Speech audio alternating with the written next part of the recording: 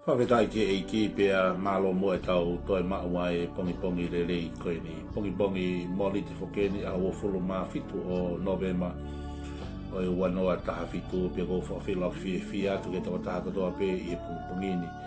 I e huawha i kona, huawha le rei lahi o tau eiko si su kalaisi. Malo mo e tau te maua e pongi le rei. Pongi koe ni pia whatawange pe o ku alamari e pe mea katoa pia mei apina tau toi whoki mai ke tau Kalofiama o mole atu ko i ke lava ka katoa te tau mai Kalofiama ko i au wiki ko i ko osi ko hi ko i whangaki i whenmo i kina i he mea whaka e ki mau sisi ko kore o mole atu ko ni tau toi whoki mai i he weekend ke tau polokalama Kalofiama ko i o e pongi katoa pe Monite ua fulu maa whitu Novema o e wanoa taha fitu pe koe ni e tau Kalofiama ko ia ki he pongi ni o toa pia me taha e tau ngahi resoni ko ia au wikini o mou mea i pe ko e sapati ko ia au wikini ko e loki sapati foki ia o ekiweni i he siakare ko ia o tohi mahina ko ia o lotu whakasiu ko resoni ko ia o pongi ni o toa me resoni ko ia pe me taha pe tau ngahi resoni ko ulaki Kolinitoo wahe uluaki vestolu ki he hiwa ulaki seria paulo ke siasa Kolinitoo peke tolu ulaki koe wahe peke vestolu ki he hiwa ke vestono hiwa kupeisia i e kaweinga ko ia e tau Kalofiama ko ia e pongi ni e pene ana whakarea ko o tua ko tokotaha ia o whai ki e nerea pia ko ia ia na e whaumea i homo tala ke kautangata hono alo ko sisu kalaisi ko tau eiki he liriwa ngā koia e uwesi, he koe liriwa na tau tau Monite o pe e uwesi, o kune e ui ki tau tolu ke feohi pia mohono alo. Just to fellowship with his son. Pia ka kawei ngai tau Kalofiama koia o pongi ni, ko e ui ki tau tolu ke feohi pia mohono alo. Ko liriwa na ngā koia e tau tau Monite te ungai aki i he pongi ni, i he tau resoni Kalofiama, ula Kolinitoo wahe uluaki vesi tolu, ke vesu ko ia a hono hiwa. Ko i osi mea i pea i piseri uluaki a paula ke siasi o Kolinitoo, ko e whainga a paula ke tali e ngai fehui. Pea mo solova e ngai polo palemana e hako ko ia e siasi ko ia o Kolinitoo. Ka tau wakai ange ke kamata e wahe ano uluaki, pea vesu tolu ke hiwa. Pea koe haka e mea nei whainga e apostolo, ke ne kamata aki he ne whainga ke solova ngai polo palemana. I siasi ko ia o Kolinitoo. Ko veso na tolu he ririu e ni ko ia a tau Monite ni. Peka ririu pāki fo o ulaki Kolinitoo, peka wahe ulaki ves tolu. Ofa ke mou mau keresi, mo e fie maari e me o tua koe tau tamai, pe mo eiko si su kalaisi. Ofa ke mou mau keresi, koe keresi o koe grace. Peka fie maari e koni koe, o ngā ko ia e tau Monite ni koe uhinga ia ki he peace, peka fie maari te koe nonga. Ai koe uhinga koe ai apostolo, ofa ke mō mau ke lesi, grace, ta ke mō mau lea pia mo i peace, pe koe nonga pe koe fia marie, o kuhao pia he o tua koe tau mai mo tau iko si sukalaisi. Ai koe uhinga koe ai apostolo, koe ke lesi, ai a koe grace, pia mo i peace, o kuhao ia pia mi he o tua koe tau mai mo tau iko si sukalaisi. E ka inga, o mahu inga ki taha mawhakatonga ai souls, ai feitu o tafe me iai ai keresi, ai grace. Ai feitu o hao mi ai peace, ai nonga, ai fie mari. O hao mi fe, o hao ia pe me he o tua koe tau tamai mo tau eiko si sukalaisi e kaini. Koe siasi polo parema a Kolinitoo, lahi au pite ngai polo parema, lahi au pite ngai isiu nai hoko i he siasi. Ka kamata aki e apostolo e ne whainga, ke whakama opo ai siasi ke nau ilo ai wheitu o kutafi mea ai keresi. E kainga au tau fie mau e tau tolo ai keresi ai otua. We need the grace of God. We need a peace. Au tau mui he mamani o ko more ai nonga mo fie mari. O ko hoha atu e universe koe ni. O ko hoha atu e mo ui e tangata. Ka koe peace o ha ui e pia mihe otua. Koe grace o ha ui mo ia pia mihe otua e kainga. Pea whai ngofua, ka pao kuke fie mau ai peace, o ka pao ke fie mau ai grace. Hei, o kuke os ilo lewa he ahoni ai feitu o ku mau koe mei ai. Koe hui koe lahi ngai polo parema na heko siasi o Kolinitoo, o ku fie mau he siasi ai keresi, manonga mo e fie maari e. Ka aku mau ia pe me he otua. Hangai to pe ko ni una fia ma o ke na fratau ha na falani MMT matematonga. O ma o befi, o ke ilo fe to o ke alo ke ma o be. The same thing. O ke ilo he honi ko keresi moe no nga pe fia mari, ai ko grace and peace. O ma o he o tua ko tau tau mai pe mo tau e ko si su kalaisi. Oh hallelujah. Verse 5. Verse 5. O ko fuka feta in ma wai pe ke o tua ia te mo tolu. Ko mea i he keresi ai o tua ko fuaki atu ia kalaisi su. Eo, tang he apos o ko whaka whekta i ke eiki. Ko uhi, ko i keres, ko e otua, o ko whaki mai hai, Ies Isu Christ. Whawheta i. Taka hoko me ka asi Isu Christ, ko ni hau ke o mai ai keresi ai otua e kainga. Taka i keresi ai otua o whakafou mai Ies Isu Christ. Ka bau tau fie mau ai grace, ai keres ko ia. O mau ia Ies Isu Christ, he koe hawa si Isu ke omi ai ke lesi. Whakawheta i lahi ki eiki e kaina. Tā koe ke lesi, oku ia kalais. O tau mo ui i ngahi aho mo kuonga, aku taku pe koe kuonga ia ai ke lesi. Pe koe kuonga koe ai ke lesi a si Isu kalaisi e kaina. Tā koe hawa si Isu ke omi ai ke lesi ko ia. Koe taimi koe te tāre a si Isu ki loto ki he mo ui. Ke hoka si Isu koto eiki mo te whaka mo ui e kaina. Aku whonu ke lesi. Hallelujah. Aku te whonu ke lesi. Aku te ave ke lesi. Koe mea ko te whai aku ke lesi pe e kaina. O, aku makehe mau pe ai mo ui ai tangata. Pe mo e whiwhine o ki ai ke lesi ai o tua e kaina. Maho inga ia e mo i whakakaristiane. Ta koe hawa si Isu ren hao o mai ai ke lesi ko ia. Ta koe uhinga u tau whonu ke lesi ai e i loto a kalaisi e tau ngai mo. Ta resono ni ma. Koe uhi o kua laisia alai kolonga ho mo whakakoloa i e te ia. O mo mau kotoa e ngai whaiva rea me ngai whaiva poto whoki o tau mo ne fu o ai whakamatala i a kalaisi ke tiki mautol vesi ni maia pe moe ono. Tala mai ko mo mohu, ko mo whonu, ko mo walaisia pe mautoi alai kolonga. Ko hanga he iki o tāpua ki iki mautol pe ko mohu i he sino, i he atamai, i he laumari.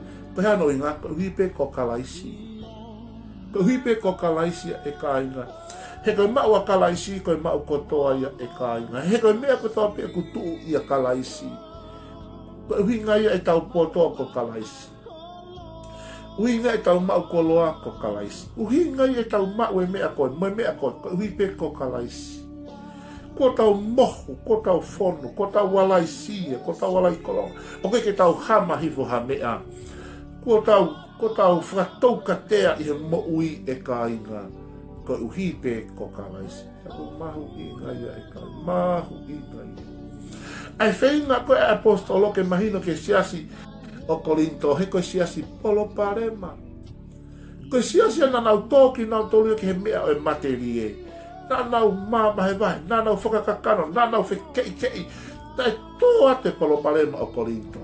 Kona uhi ngahe na nau whakamamau ki nau tolu he mea hala. Ka ikai ke nau whakamamau he kelesi o ia Isu kalaisi. Uhi ngau whai ai e ke, uhi ngau whai whekei. Uhi ngau hoko ai polo parema mai wākomi, koe mahanga he kelesi. He ka bau na e tau fua e kelesi ai o tua, pe tau maari e mai e kelesi ai o tua e kainga, e toka ringo pe ai mea kotoa. Ia ke uhinga ia e kamata koe apostol he wahe ulua ki, kone whainga ke kiki ofu i e kelesi ai o tua. Nei, hanga whakamanatu ange, a e nau mohu mea, tau pe he mea whakamāteri, mea whakalau maari. Tau pe i he tapa kotoa pe o e whanonga a ngā pe moe mo ui e kainga. Ai mahu inga ke nau mohu mea i a kalaisi. Mahu inga pe. Wes fitue ni walu pe mo hiwaka tau whaka osi. Ko ia o ki kai e te mouto mui i hani i he kelesi e ta. O mou lofu amanaki. Ke nuka haa mai o tau eiko si Isu kalaisi. Ai a whoki tene pou ki mouto. O au ke ngata a ngā ke tae lau i ki moutou i he aho tau eiko si Isu kalaisi. Koe o tua, koe toko taha ia kune whai kene lea He's a faithful God. Ia ko ia ia e fo mea hono tala ki kau tangata mo hono alo o sisu kalaisi ko tau eiki. Tanga lewa e paula he vesi fitu walu mea mohiwa. Ko o tuana ne kamata i ngā ue te ki moto te ne whaka osi. Ko o tuana te ne hanga whaka malo hi ki moto give you strength. I he kamata a ngā o a oe peke hiku a ngā ke mauta e halaia i he ne whoki a ngāua mai. Tanga lewa he apostolo i he ne whakamata he vesi no hiwa. Ei, ko o tua whai to tonu ia e kāinga. He's a faithful God. O tua whai to tonu ia whakaleo ngā ke vese nei wā. Ko o tua ke tokatahi a ku whai ke ne rea. Ka bau ku rea e o tua ki ha mea ko bau ke ne whai. Ka bau ne rea ki ha ne polo mesi ko bau ke ne whai e kāinga. Ko o tua whai to tonu ia. Pea pehe leo heri ni koe au wesi o ku ne ui ki tau tolu ke feohi. E mono alo. Hallelujah. Sio ke lai pere uluaki whenga e apostolo ke ne hanga wholofola mai ne ongo koe siasi polo parema mo whainga tā ia. Ka koe ki mua ke awa paula ke solowa i ngai whehu i me ngai polo parema ngai hoko i Kolinitoo. Hanga he apostolo i he kamataanga pewa he uluaki o ne wholofola mai e lai pere koe keresi. Ke ilo he siasi e mea koe keresi. Pea nau tokanga senta i a sisu kalaisi he koe ne hau ke omi ai keresi. Oh, hallelujah. Mone hanga whakatokanga ke ki nau tolu, ai mahu inga ke nau tokanga ki e sisu kalaisi. Tokanga ki he mea whakaotua e ka inga. He koe otua ko mou alai sia, mou alai kolonga. Koe otua ke hanga whakamalohi ki mou tolu me he kamata a ngā ke whakaosi ngā. Pea pehere he apostol, koe otua ku ne whai kene rea, koe otua whai totonu ia e ka inga. Pea pehere he whakaosi vesi hiwa, liliu au wesi. O kune ui ki tau tolu ke feohi e mohono alo. Oh, hallelujah e kau ngā Kristiana. Ta aku ui ki tau tolu, koe ui ki tau tolu ke feohi. Hallelujah, just to fellowship with his son. Ke feohi mohono alo. E ka inga kuki osi mea i pe koe rea feohi. Koe tau whakataha mai ki ha feituu. Ke tau tala noa. Ke tau kakata, ke tau mau mea tokoni, ke tau feohi ai, ke u wahe aku au, ke wahe mai, ta wheringi aki, ta ke whakalotolahi aki, ta whelotua aki. Just come and fellowship with his son. Koe ui ai o tua, tange apostolo Kolinitoo, na e ui mai ki mou tolu koe feohi. O ke ngata be koe feohi a siasi, koe feohi a family, koe feohi a ngai kau ngā mea to uako. Ka koe ui ki tau tolu e kainga, koe ui pe ke feohi, pia mohono alo. Koe ku fehu i kia te koe, o kia inai hao taimi ke feohi ai pia moe alo. Ia ina ha taimi ko ke kita tālihi fo ke lau folofola, ke lotu, ia ina ha taimi ke lotu moe au kai. Ia na hataini ko ke wahe i ke feohi, ke tala noa. Koe taimi koe o tau lawa i e wholofola, koe taimi e kurea mai ai o tua ke tau ngahi maui. Koe taimi o tau lotu ai, koe taimi o tau tala noa ai ke o tua. Tala ai ke o tua e tau ngahi fie mau. E kai ngā maratu i koe feohi, koe ngomea e toko ua aku nā wheringi aki. Mea pango pe koe tau whahinga feohi o si only one traffic. E mei koe tau lotu pe, tala pe tau fie mau, tala noa pe tau, i ki ha taimia ke te, o mai ai o tua ke tala noa mai. Pea koe mahu inga i e tau whanongo ke wholofola ai o tua e kaine. Koe wholofola, koe taimia ku rea te o tua ke te koe. I o malawa pe ke rea te o tua ke te koe i hono lau maari. Malawa pe ke rea te o tua ke te koe i hengai ahatakai. Ka koe wholofola, koe tahai e whaunga. O korea te o tua ke te koe. O kui me ki tau tolu ke feohi mono alo e kaina. Pea koe feohi ko tala noa ki o tua i he lotu. Pea tukuange o tua ke tala noa ke te koe. I hono lau maari e pea mo ene wholofola e kaina. Wahi mua hao taimi ki ke feohi ai pea mono alo. Ko ia koe ne hau a si suka laisi koe alo ia e o tua. Ko ne hau pea mo ene keresi. Pea koe keresi ko ia ku tau fua. Koe keresi ko ia u tike ke hui. Oh, hallelujah. O si fe unga pe keresia o tua moki tau tō. Koe mea i o fie mau he siasi o Kolinitoo. O kunau fie mau i na tō ai keresi ai o tua ia sisu kalaisi. O koe uhinga i hoko ngai polo pale ma koe maha mahanga he keresi. Kāngi e he apostolo Kolinitoo. o ko mo fie ma we mo tolu asiso Christ o ko mo fie ma we mo tolu ia ai kainga ai kelesi ko ia ai o tua ia ko kelesi tau fua ia e kainga kelesi ia o ke toi hu ia fa feta i mua ko ne kelesi o tau peheni ai tau felongo aki ke uke fra os o novembro wano ta fa feta i ke o tua ko ne kelesi pero ne kelesi o kai o feunga anoa ia mai tau ngahi mo your grace is sufficient to all of us. Your mercy are new every morning. That's why we are not consumed. Ko ho mercy o fo o ia I bongbong ko ape kono uhinga ke mau au khai. Fa feta iki o tau fie ma e tau tolu e keresia o tua. Pea koe ui mai ki tau tolu e feohi pea mohono alo. Wahi mua hao taimi I ahoni. Ko taimi ke feohi ai pea moe alo. Wahi mua ha taimi ke lotu. Wahi mua ha taimi ke lau folofola. Tuange o tua ke rea atu ke te koe. Tala ke o tua ho fie mau. Spend time. Wahi mua ha ki taimi set aside to fellowship with his son. Ke feohi ai pea mohono alo. Ke feohi ai pea mo sisu Christ. Ke feohi ai pea mo o tua e kai. Koe taimi mahu inga taha ia e kainga. O kai ka taimi more ia. Koe taimi mahu inga ia e kainga. Ko to taimi ke feohi pia mo o tua ia sisu kalaisi. Koe taimi ke lotu. Wahi hao taimi. Tānaki mai e family ke lotu. Wahi hao taimi ke lau ho folofola e kainga. Ko lawe I pia e whi mo e kina ka kou kore kia te koe. Wahi hao taimi ke lau e folofola. Lau e tau reso ni.